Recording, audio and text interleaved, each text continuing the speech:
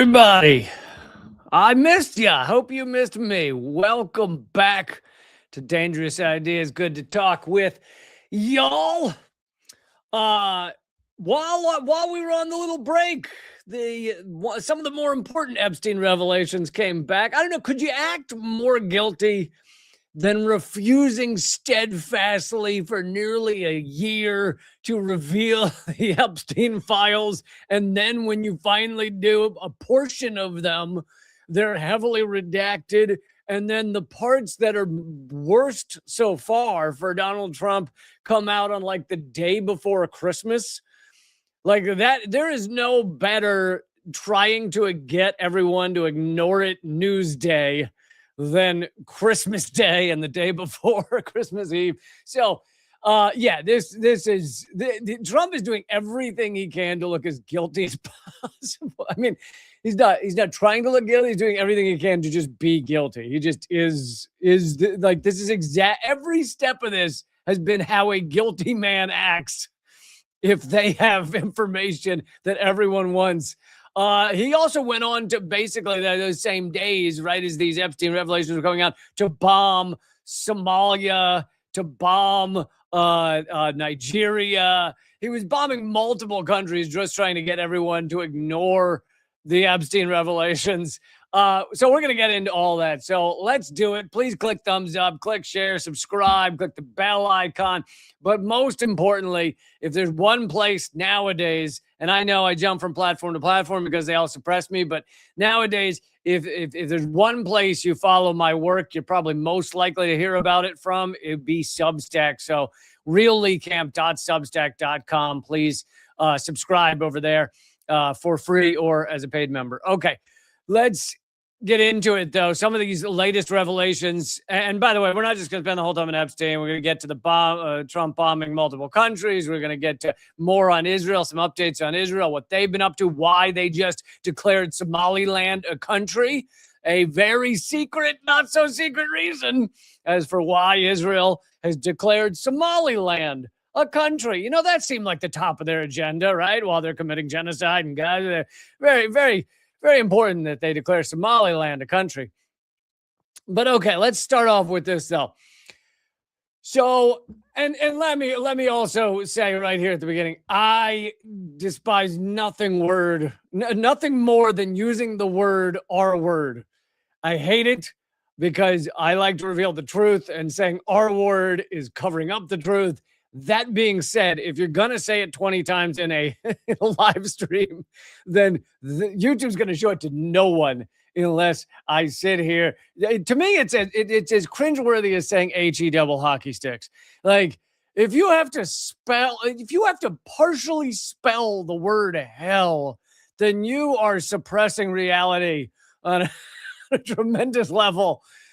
That's how this makes me feel. But I'm going to do it anyway because I'd prefer that, 12 people see this video. So, Time.com reporting. Unnamed victim alleges Trump R-worded her. And also, you can go and actually see the documents. You don't have to trust these news outlets reporting on it. But anyway, among the newly released materials is an FBI case file dated October 2020 that contains an allegation of R-word involving Trump. The document does not identify the source of the allegation, as names and other identifying details have been redacted. Of course, Trump and the State Department and everybody else in his administration that are his butt lickers, they're running around saying, oh, it's just fake. It's just fake stuff. It's just, of course. What else would they say? Just like Kash Patel saying there's zero evidence that Epstein was trafficking sex victims. And then, all the evidence has come out that that's exactly what it is. Anyway, I also should throw in here that this is not in these documents, but I distinctly remember covering it back in the early days of Redacted Tonight. This is prior to Trump's first term in office. There was a lawsuit put forward by a Jane Doe I believe in New York State. It was somewhere in the Northeast, but I think in New York State, saying she was R-worded by Trump at a Jeffrey Epstein party. This is prior to his first election. That lawsuit disappeared. I don't know if she was paid off. I'm not sure what happened, whether it was settled out of court, how it worked. but it disappeared. And even someone has worked very hard to even get the news stories about it purged from the internet, because it is very hard to find that, at least for me. I mean, I'm no expert internet sleuth, but hard to find that news story from, I'm guessing it was 2015, probably.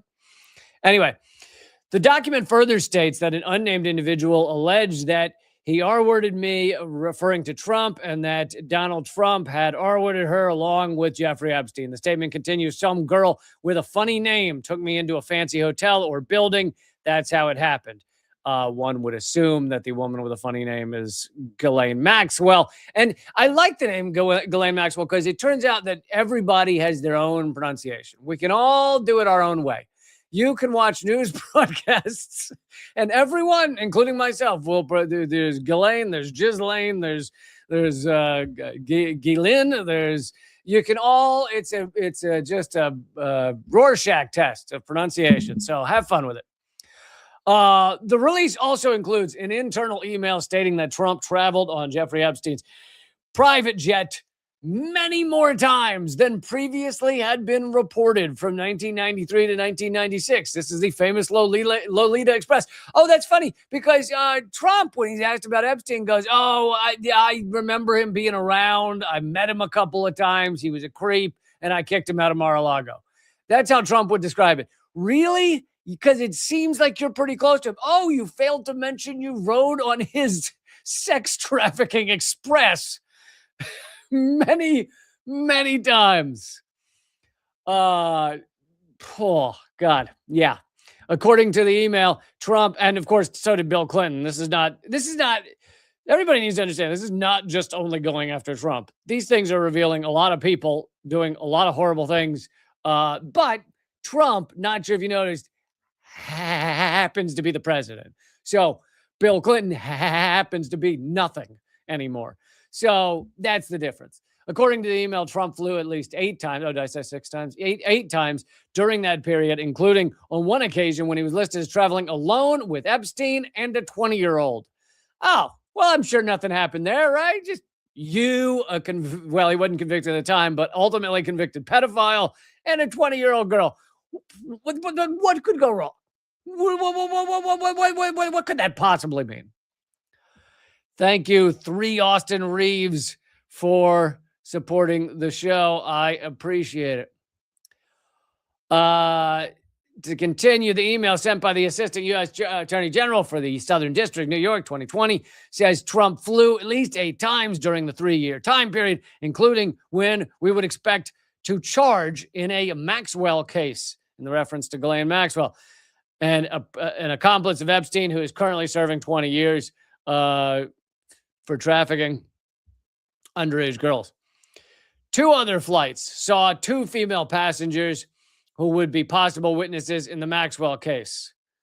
So he was flying on the sex traffic express at least 8 times, several of them, if not all of them, with victims of Jeffrey Epstein. So make of that what you will. Maybe that was the only jet going where he wanted to go. Maybe he didn't even know Epstein or the girls. He just needed a ride. He was standing out on the tarmac of the private jet area of LaGuardia with his thumb up, trying to hitchhike to wherever the jets were going. He didn't know. He didn't know what was going on. God, why are you guys so distrusting of the honorable Donald Trump? The email from the special assistant, I said that, no, it didn't. The email from the special assistant U.S. attorney said she is talking about crimes committed against her. She claims to be a prisoner. So this is the reason it's in present tense, is because they're talking about a woman in Australia. I'm not sure if this is Virginia Giuffre, but in Australia, who was telling the U.S. government about crimes committed against her. She claims to be a prisoner. She referenced Lisa Marie Presley, the British royal family, President Trump, and Jeffrey Epstein. Lisa Marie Presley, right? She was the one that was the wife of Michael Jackson around this time. Not that there'd be any connection between Michael Jackson and Epstein. There's a photo of Michael Jackson with Epstein, but anyway, British royal family could be a reference to, oh, I don't know, Prince Andrew, who is probably the most prevalent person in all of these files as a perpetrator. And it says, let me know what other actions to take. This is from, again, U.S. Attorney General at the time, or the assistant.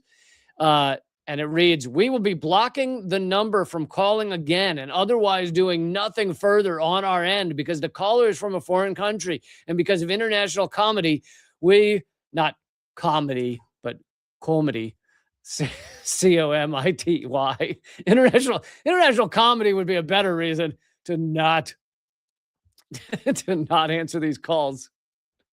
Anyway, it says we can't respond. Now, of course, to me, this sounds laughable because if the U.S. government found out about a crime being committed by an American against someone in another country and they wanted to do something about it, I think they fucking could. I don't think they'd just be like, no, nothing we can do. It's because Epstein was connected to intelligence. It's not just Epstein, but you've got all these other oligarchs connected to Epstein, such as Bill Clinton, Donald Trump, and others. You've got British royal family. So, also in the new documents, well, I should just pause here for a moment in these documents to talk about how laughably redacted these things have been. Most of you have probably seen the coverage of the fact that folks figured out that in order to redact these documents, they did it in like Adobe Acrobat, and you could just like copy and paste it into a different format, and it would then unredact everything. So some of the redactions were revealed because of that. Also, they're redacting whole pages of stuff that they claim they're supposed to only be redacting stuff connected to victims. And we now, like exposing victims. And we now know that's absolutely not true. Some of these things that they tried to redact that were then people figured out could be viewed show that they're redacting the amount of money paid by perpetrators. So they're actually redacting the things that would help people know who the perpetrators are, how much they were paying, meaning they're involved in sex trafficking. All of these things we now know because thanks to the fact that these people are also incompetent, the Trump administration. They're idiopaths. I've tried to explain this to people. I would like credit for patenting the term. They're idiopaths. They're idiot sociopaths. All right. They are not just sociopaths. They're also very dumb.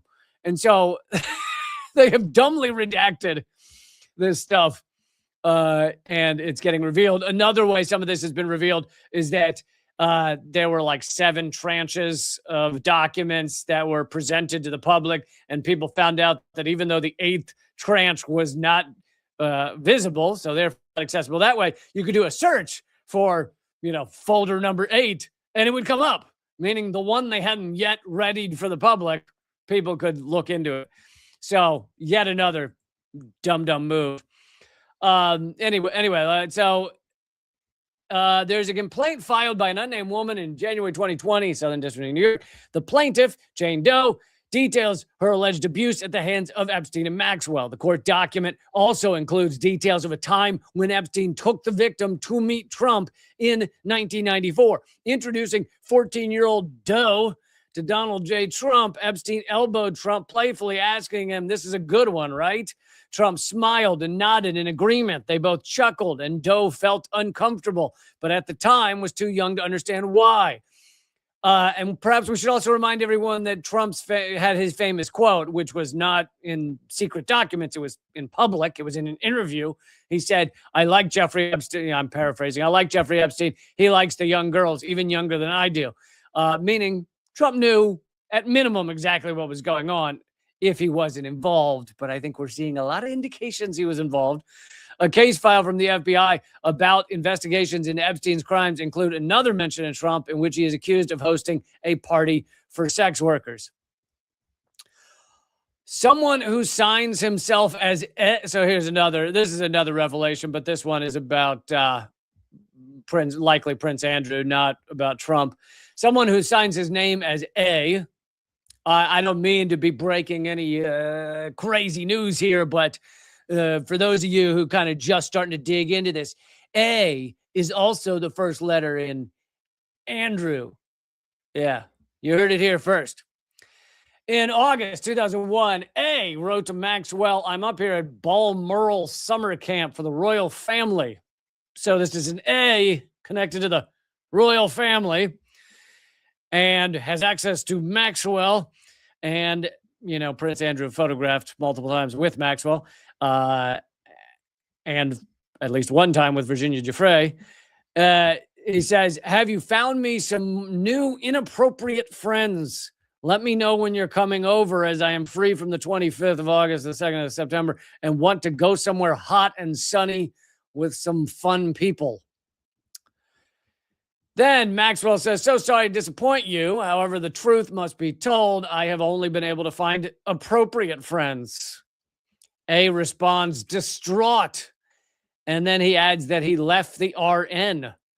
Apparently, Prince Andrew, around this same time, left the Royal Navy, which is often initialed as RN. So there's some of the biggest, let's see. Oh, I want to read this quote from Trump. You may have seen this quote. This is one of the things Trump said when he was asked about all the photos coming out of Bill Clinton and everything else with Epstein. Trump said, I like Bill Clinton. We've gotten along. I hate to see photos come out about him, but this is what Democrats, mostly Democrats and a couple of bad Republicans, are asking for. You probably have pictures being exposed of other people that innocently met Jeffrey Epstein. See, Trump's in this position. You know Trump enough to know that if he had someone like Bill Clinton or Hillary Clinton or something behind the 8 ball, oh, he would dig in, right? He would say, yeah, they're fucking pedophile. Yeah, look at that. There's photos of him in a hot tub with an underage girl. Look at that. But the only time Trump won't do that is when it would also indict him, because he knows photos like this very much could continue to come out about him.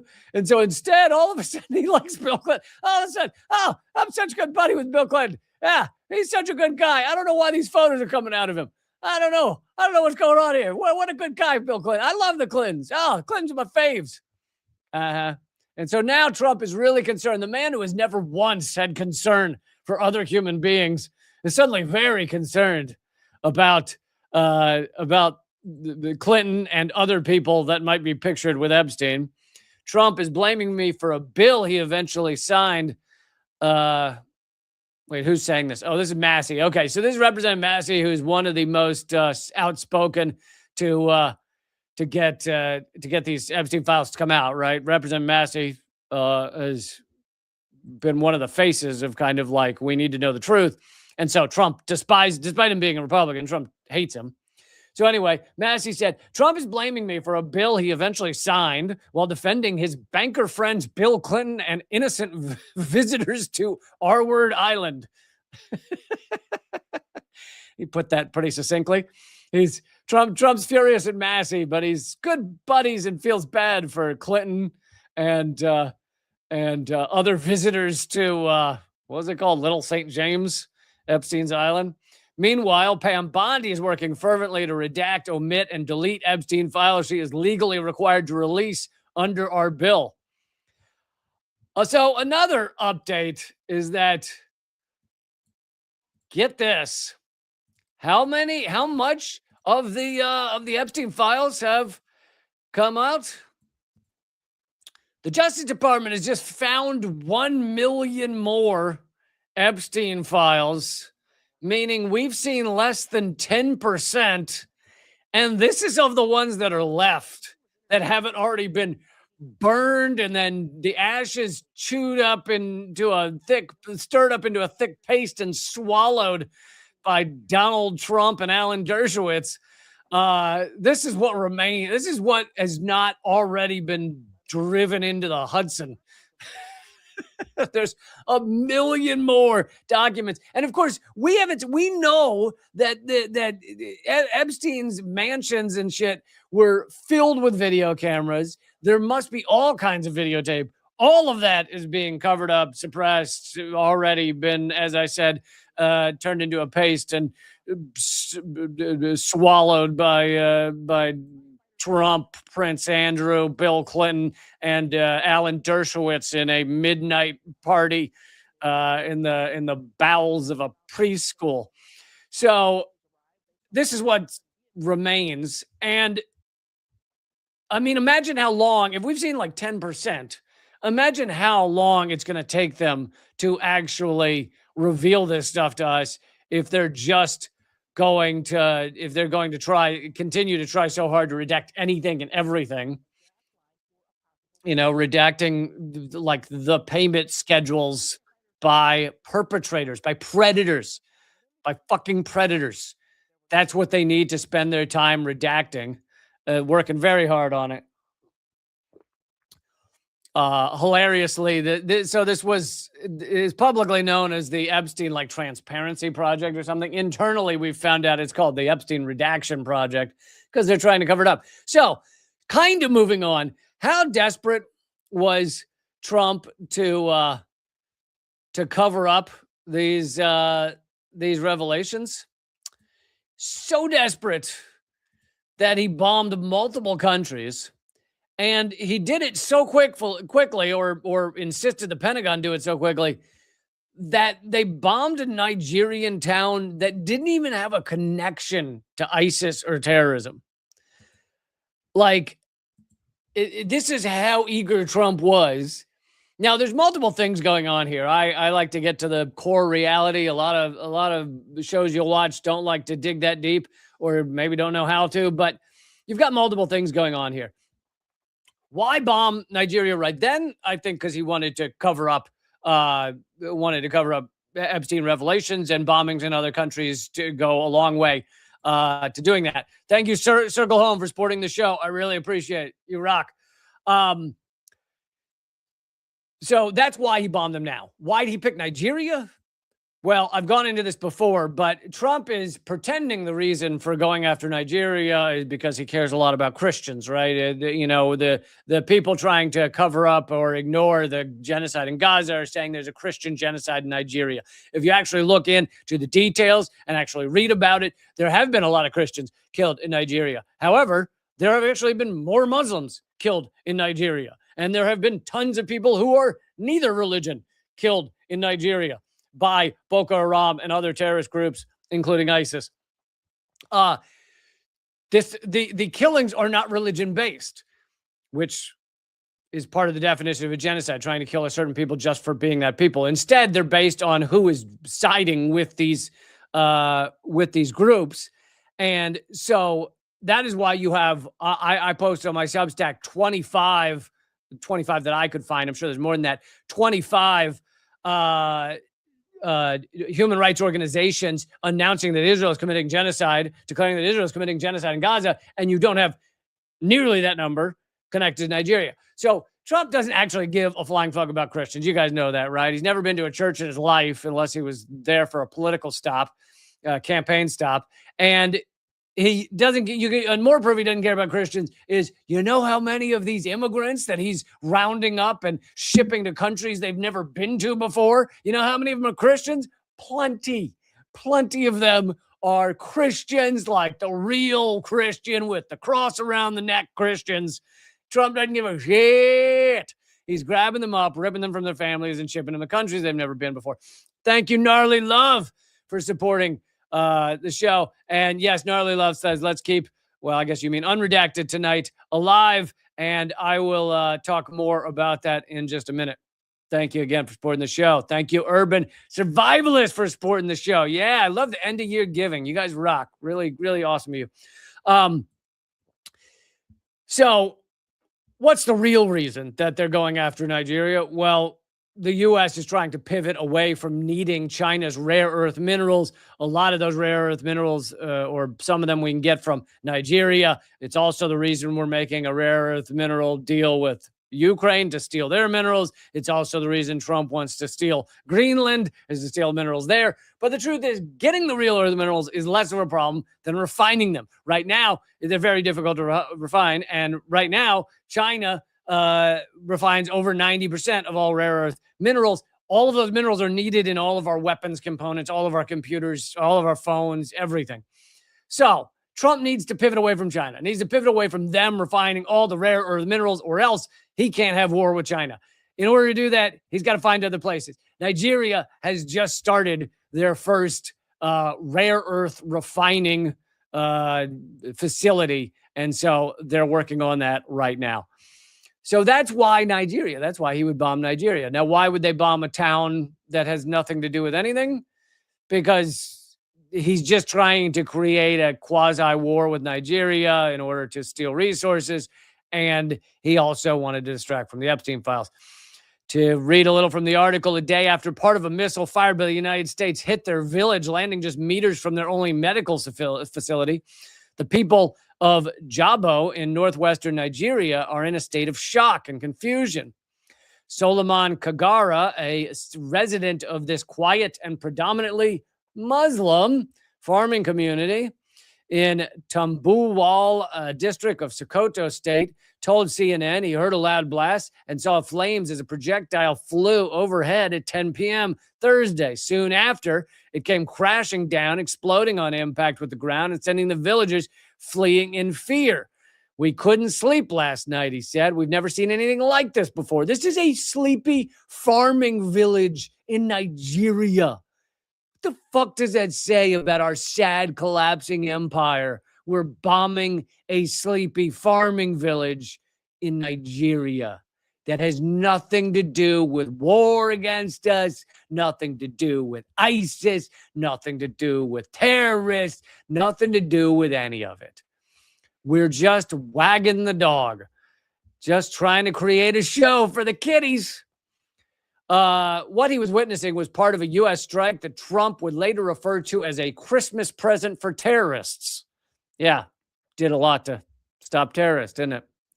Trump declared on Thursday that the U.S. had carried out a powerful and deadly strike against ISIS militants in the region. Yeah, unless your definition of ISIS militants is, root farmers in, in a village in Nigeria. I don't know if you're really stopping ISIS with this one. Who he accused of targeting and viciously killing primarily innocent Christians at levels not seen for many years and even centuries. Really? Is that what's going on? Or are you bombing a sleepy farming village? According to U.S. Africa Command, the operation neutralized multiple ISIS militants. Dude, they are living in just their own world. Just a completely ridiculous, fake world. But Trump's explanation has left Kagara and his fellow villagers scratching their heads. Villagers say Jabo is not known for terrorist activity and that local Christians coexist peacefully with the Muslim majority. Oh, really? Really? I thought it was just straight up genocide. In Jabo, we see Christians as our brothers. We don't have religious conflicts, and we weren't expecting this, he said. Oh, interesting that is. Nigeria's information ministry later said, and I assume this is because they're in line with the U.S. government, later said that the government, in collaboration with the U.S., had successfully conducted precision strike operations targeting ISIS hideouts in the Tangaza district in Sokoto. Right. So Trump, so eager to distract from his R-word files that he bombed the wrong village in Nigeria. Okay.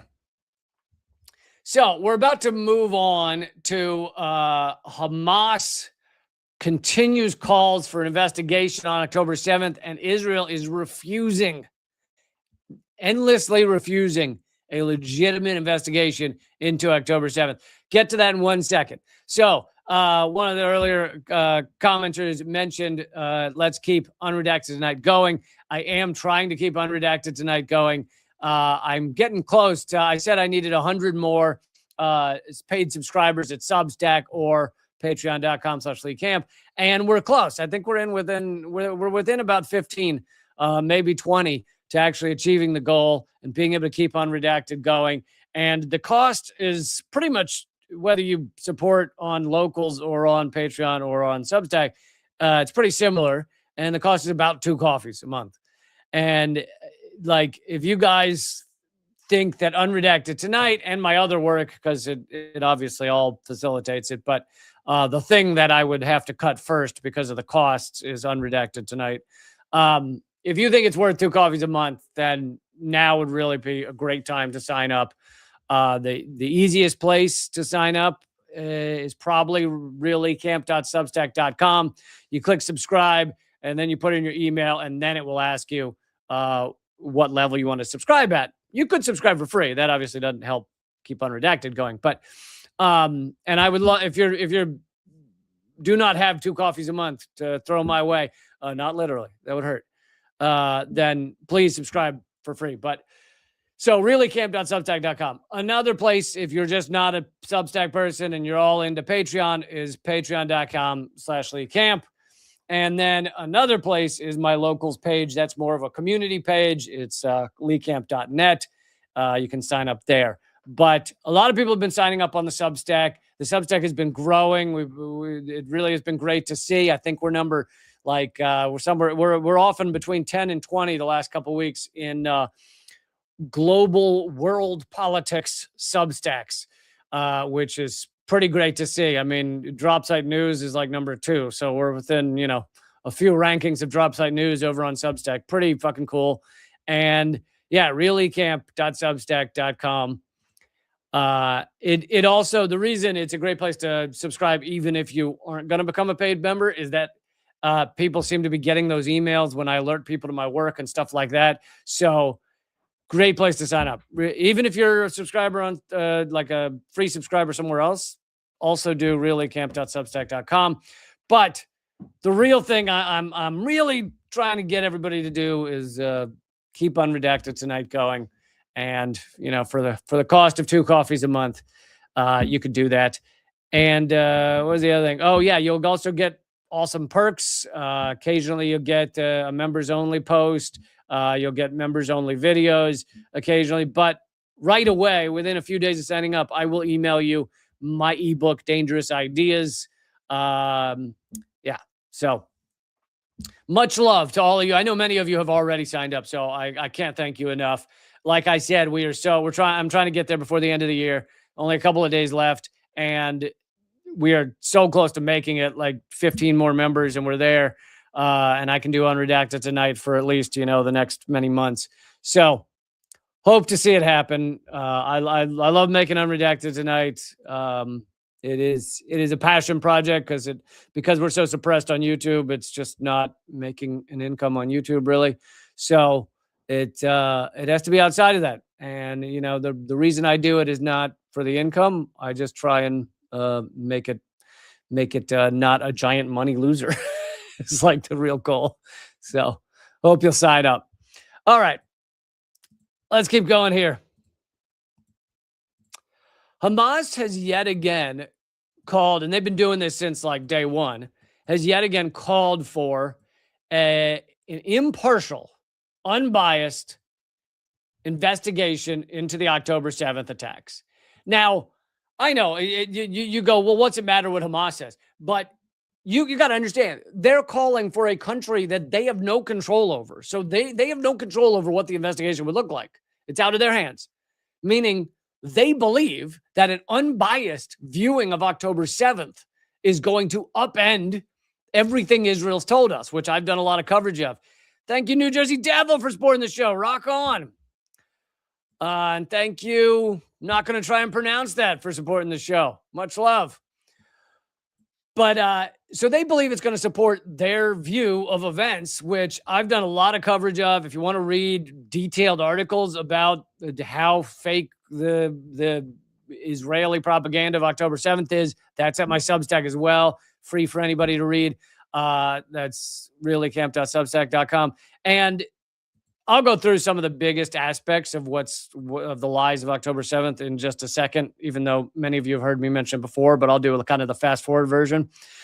Hamas has called on Israel to allow an impartial international investigation into October 7th and has rejected that it killed civilians or committed atrocities. The Palestinian group published a 42-page document, which I hope to get around to reading and analyzing the whole thing, but I haven't yet. So I've just read a little of it, which laid out its account of October 7th, as well as detailed details of Israel's subsequent genocide and Hamas's view on what comes next.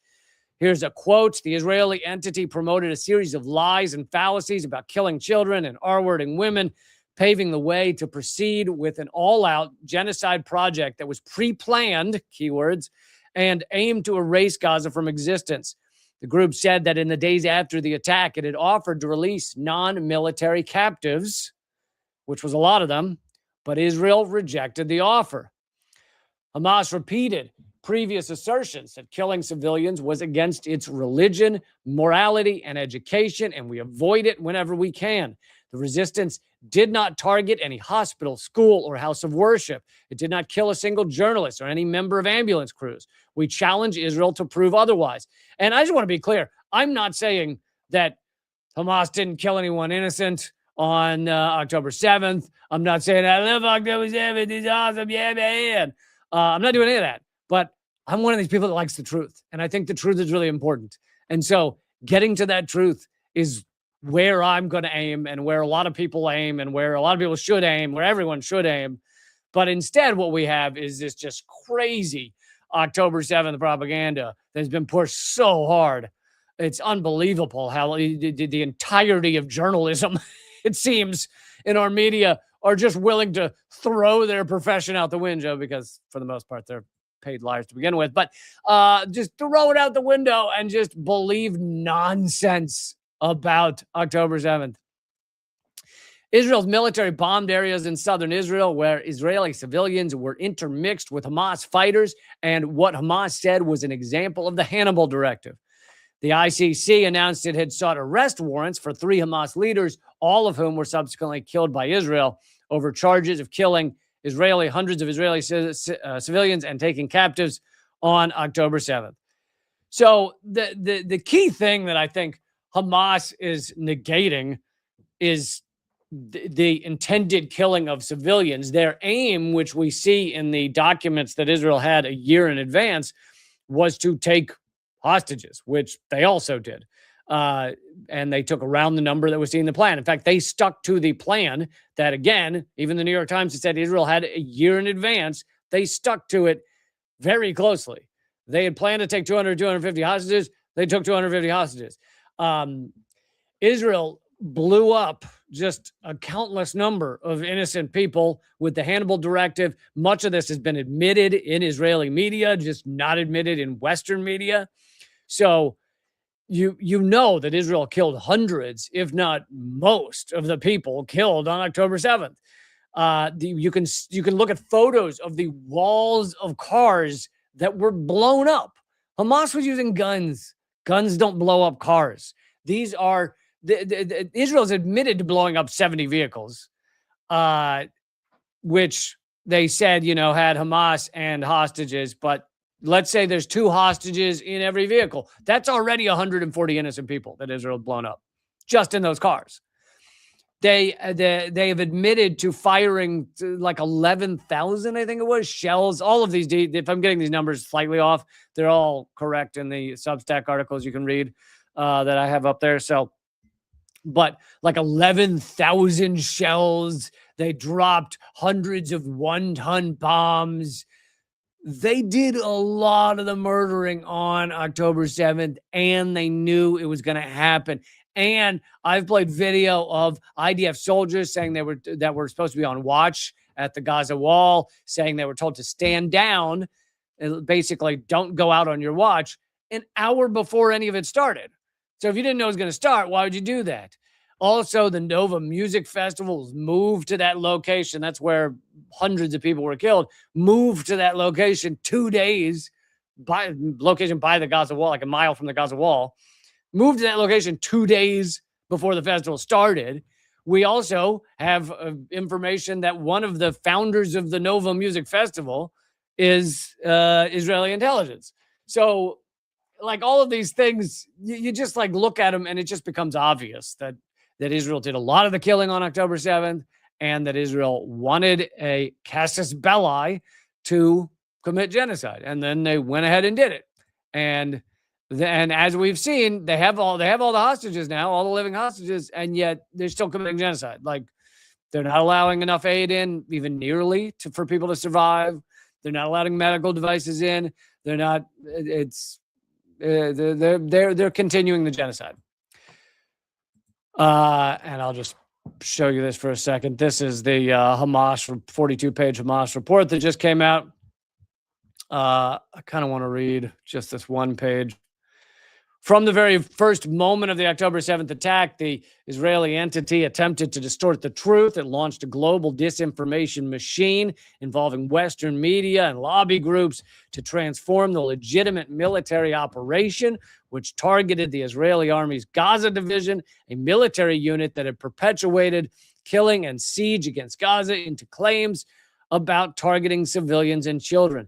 The Israeli entity promoted a series of lies and fallacies about killing children, R-wording women, paving the way to proceed with an all-out genocide that was pre-planned and aimed to erase Gaza from existence. In the same context, from the earliest days of the attack, the resistance offered to release non-military Israeli prisoners. However, Israel rejected this offer and only accepted it during a brief week-long truce in November 2023, during which approximately 100 prisoners were released.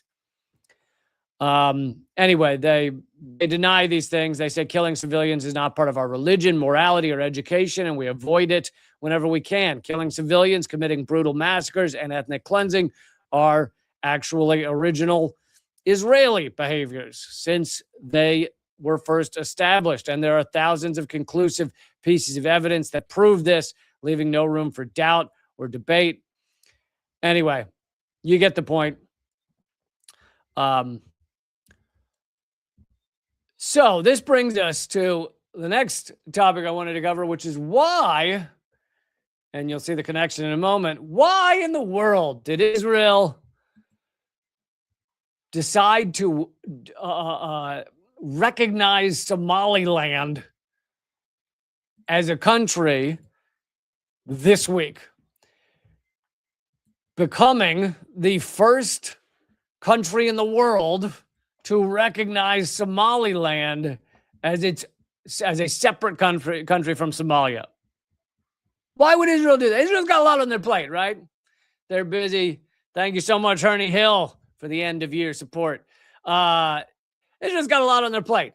They're committing genocide. They're stealing more of the West Bank, planning to annex all the West Bank. They've got to harass a lot of Palestinians that live in the West Bank and in other areas to get them to flee their land. Their economy's collapsing. Hundreds of thousands have fled Israel. Like, they got all this shit going on. I didn't even list half of it. So why would they this week announce Somaliland is a country? Here's an AP article saying a growing number of countries on Saturday rejected Israel's recognition of Somalia's breakaway region of Somaliland as an independent nation a day earlier, the first by any country in more than 30 years. When it was more than 30 years when Somaliland was first declared by the people in that area. Somaliland declared independence in 1991 during a descent into conflict that continues to leave the East African country fragile. Despite having its own government and currency, Somaliland has never been recognized by any nation until Friday. A joint statement by more than 20 mostly Middle Eastern or African countries and the Organization of Islamic Cooperation on Saturday rejected Israel's recognition. So, still, why exactly would Israel announce that Somaliland's a country? And here is someone posted a graph with the amount of bombing that has happened in Somalia, which Somaliland is in Somalia, since 2005. And as you can see on this chart, 2005, you have almost no U.S. bombing in Somalia. 2010s, you get a little bit more. Keep in mind, Somalia was on the list of 7 countries we're going to destroy in 5 years. And 2015, you get a little bit more bombing under Obama. And then the bombing in Somalia really kicks up in the late 2010s and then 2020. Then under Biden, it shrinks a bunch. And then under first Trump year, shoots through the roof. Loads of bombing in Somalia. Somalia is another facet of trying to upend China's Belt and Road Initiative. The U.S. wants control of the Horn of Africa. It's useful for trade, very useful for trade, and useful for stopping China from having trade. So there's multiple reasons that Trump and the U.S. are involved in Somalia. But yet again, why would Israel right now decide to recognize Somaliland? And here is from Haaretz. If you don't know, Haaretz is an Israeli newspaper. It's kind of like the New York Times, I'd say, of Israel. It is pro-Israel, but they sometimes reveal truths about Israel that Israel doesn't really want you to know about. So isn't dying for you to know about, but they're still pro-Israel. So Haaretz explains, why is Israel, out of all UN member states, the first nation to recognize Somaliland? And you can really get the answer in just the subheading. The small African state seceded from Greater Somalia in 1991 and has not been recognized by any nation until now. But its advantageous geographic location near the Houthis in Yemen and reports of talks on population transfer from Gaza could have spurred Israel to set the precedent. Israel is looking for somewhere to complete their ethnic cleansing. They're looking for somewhere to ship the surviving Gazans that are now living in a completely destroyed, rubble-strewn 42% of Gaza that has been left to them. 58% has already been ethnically cleansed and has been stolen by Israel and Trump. You got 42% less left where they're living during freezing flooding that is going on right now. They're in tents and in rubble and they're in floods. That's their life right now in that part of Gaza. And Israel is looking for a place to complete the ethnic cleansing. Nations where they could send Gazans have said no. Egypt doesn't want to be part of ethnic cleansing. Jordan doesn't want to be part of it. Trump is acting like these countries are going to be part of it. And then many of them are like, no, we're not. So Israel obviously made a backdoor deal with the government of Somaliland because there is a breakaway government. And now this hasn't been shown publicly, but I'm assuming the deal was basically you acknowledge us, you declare us a country, you pressure Trump probably to do the same, and we will allow you to send Gazans here. I'm guessing is what the agreement was. And another factor of this, which I covered in a previous live stream, maybe last week or the week before, is that it has been revealed that Israel is saying, now this breaks the ceasefire, but they don't give a shit. They're breaking all the international laws, all the ceasefires, everything. Israel is saying that they are going to open one of the exits, one of the gates from Gaza, which they now control all of them. They're going to open one of them, but only for people to exit. You cannot come back in. And obviously they're retinal scanning or whatever the fuck they do with everybody. So it's not like anyone's going to sneak in or out. So now, again, that breaks the ceasefire. Hamas has said that's a non-starter to not let us back into our homeland. Other countries have said that's a non-starter, but it doesn't matter. Israel is saying they're going to open one of the gates for exits only, which is, again, to facilitate the completion of the ethnic cleansing. Here's from excellent journalist Sam Husseini. He says, Trump bombed the hell out of Somalia out of public view for a year. That was the bar graph I just showed you of how much Trump's been bombing Somalia. And Husseini continues paving the way for Imperial Israel to move to breaking it up with an eye to expelling Palestinians to the breakaway section. And when his attacks got a bit of coverage, Trump tried to reframe it as an immigration issue to pretend to be America first, as we help Israel commit genocide. So, yeah, Sam Husseini saying the same thing, that this is part of Israel's ethnic cleansing. They need to basically find a country that will accept the refugees for them to complete the ethnic cleansing. And all the countries so far have been saying no. So they're like, well, let's create a country. Hey, we created Somaliland for you to send them to. And by the way, this sounds strikingly like the Nazi idea to send, but this is prior to the Holocaust, or prior to most of it. There was a Nazi idea to send Jews to Madagascar, and they basically just get them, just ethnically cleanse them, get them out of here, and we're going to send them to Madagascar. Now, the people living in Madagascar had nothing to do with that plan, wanted nothing to do with it, and it didn't matter, because the Nazis and some other Western interests were like, yeah, well, we'll just ship them there and they can try and survive. So yet again, and you've seen this in multiple times, it seems Israel is using the Nazi playbook, which good luck. And here's one more. It's from Al Jazeera. Houthi leader has said any Israeli presence in Somaliland will be a target. Of course, that would be an Israeli presence in Somaliland. If they're just shipping Gazan refugees there, then I guess that doesn't count as an Israeli presence. That just counts as Gazans, I guess. But anyway, okay, I don't want to miss enough. I don't want to lose out on enough time to cover the successful U.S.-backed coup of Honduras. The U.S. has succeeded in the couing of Honduras. It took a little longer than they had hoped. It took like a month after the election or more, but they succeeded. Yay! Yet another U.S.-backed coup successful. Before I do that story, real quick, please join up. leecamp.substack.com. Yet again, if you, it looks like at least a couple of people just signed up at Substack. All right. So we're getting closer to that. Getting closer to that number that will allow me to continue Unredacted tonight. And I would love to do that in the new year. reallycamp.substack.com for the cost of 2 coffees a month.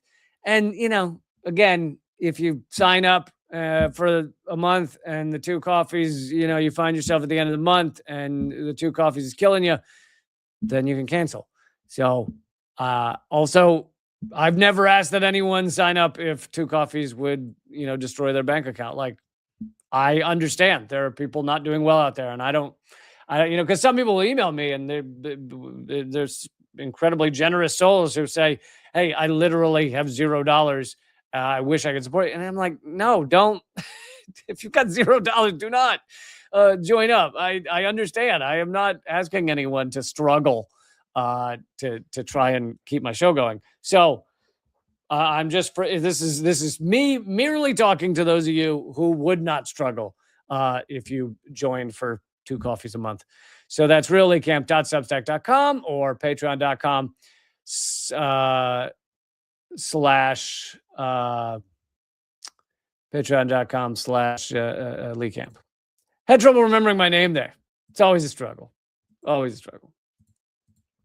Okay. Let's do one more story here. The Trump-backed, and I love that CNN acts like ex-mayor. It says the Trump-backed ex-mayor is declared, as if, why does that matter? If you really wanted the headline to be accurate, you'd say Trump-backed far-right lunatic declared winner of Honduran presidential election. I don't give a shit that he was a mayor. Nasri Tito Asfura, a conservative politician backed by U.S. President Donald Trump, has been declared the winner of the Honduran presidential election, narrowly edging out a right-leaning centrist, Salvador Nasrallah, in a contest marked by allegations of foreign interference, it says, and voting irregularities. They should add in there like crazy voting fraud, not just irregularities.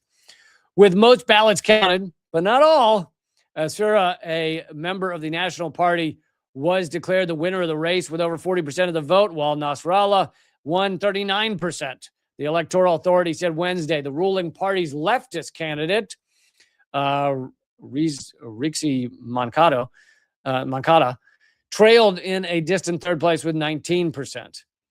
Now, here is a more accurate depiction of this by Ben Norton.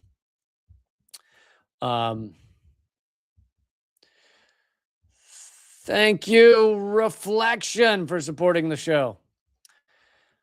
Ben Norton says the U.S.-backed electoral coup has succeeded in Honduras, nearly a month after the election, which featured some of the most blatant fraud I've ever seen. The quote-unquote winner was declared to be Trump-backed oligarch candidate Tito Esfera, who is from the notoriously corrupt right-wing National Party, which is run by drug traffickers.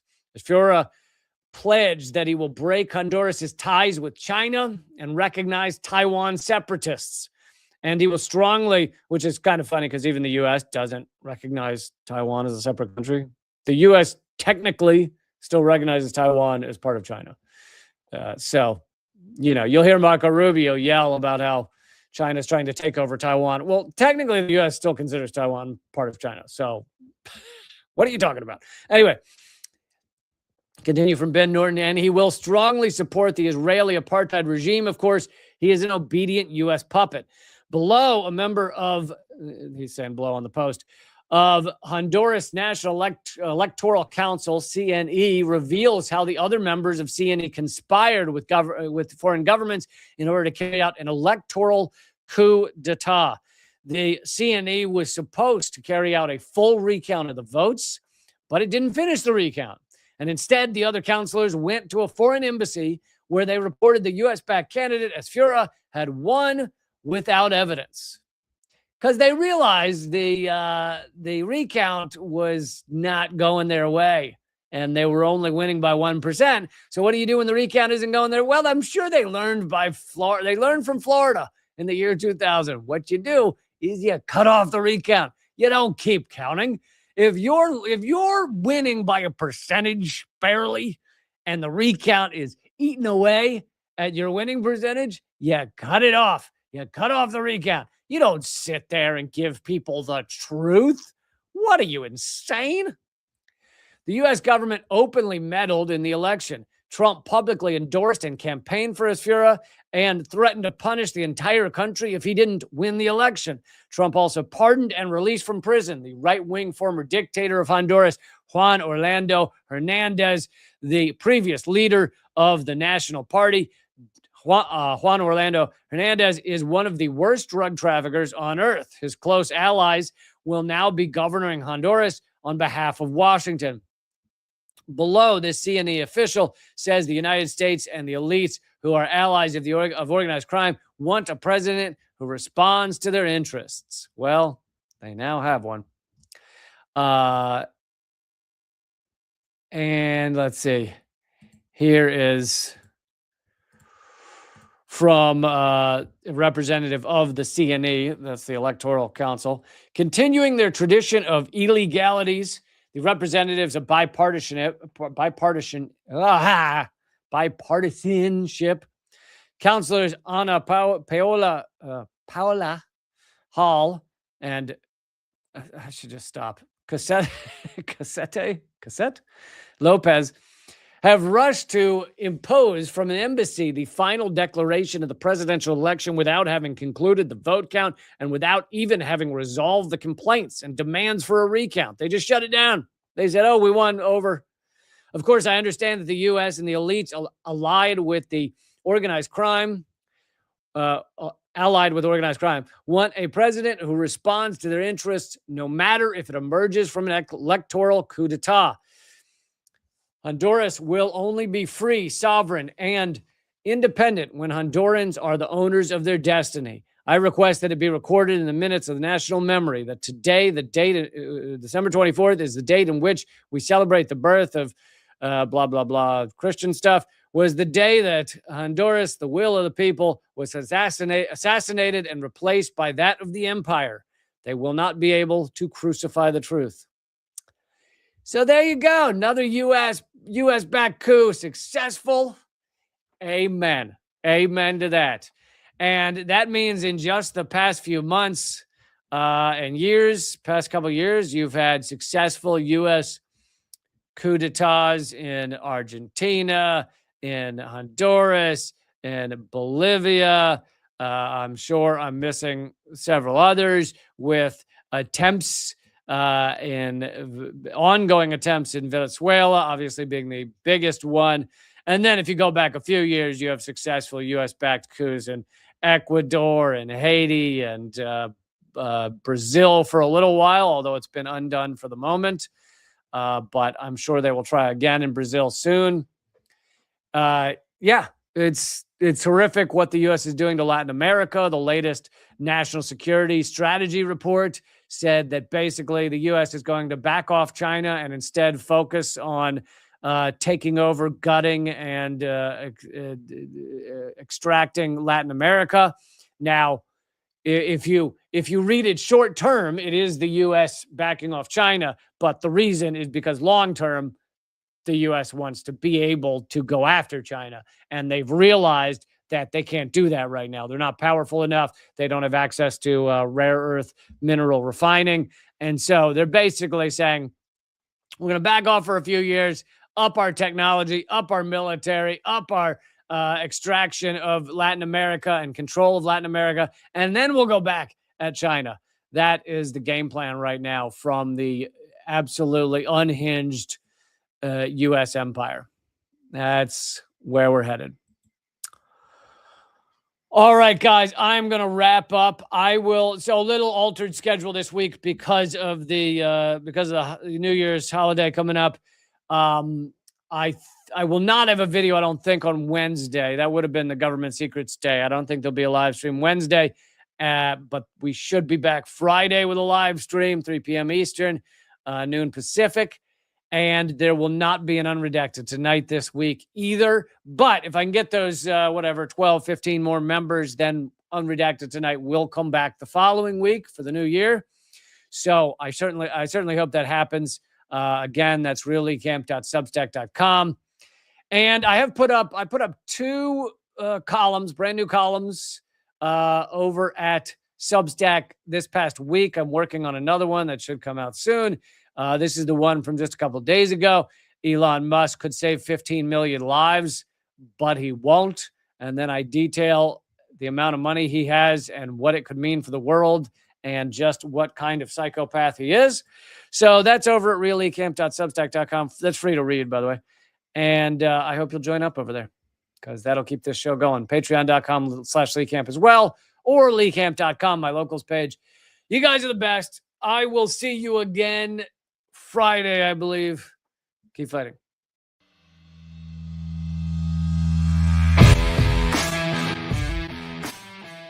Well, brother, I salute you, though, man. You're one of the few that bring together this tremendous artistic talent and still be in such deep solidarity with oppressed people. It's an honor to be here because I'll tell you, Lee, you have one of the funniest shows on television, bar none. It's an enormous pleasure to be here. While I was waiting, I was leafing through your wonderful book. The same to you. I love your show. Be happy to come back anytime. Lee, this is one of the great honors of my long career, just to be in the same earth with you. I'm sure. We're just so blinded. We have so many blinders on because our society doesn't want us to know things. And so it takes shows like your show, and it is clearly designed to eradicate. Hey, good to see you. Hey, Jill, how are you? Julian, thanks for joining me. Honor to have you, brother. Consumerism is a theory that people should behave this way to help each other. It's not. Mr. George Galloway, thank you so much for joining me in these dark times. Always a pleasure, my friend. Thank you so much, Lee, for having me on. Keep fighting. Ha ha.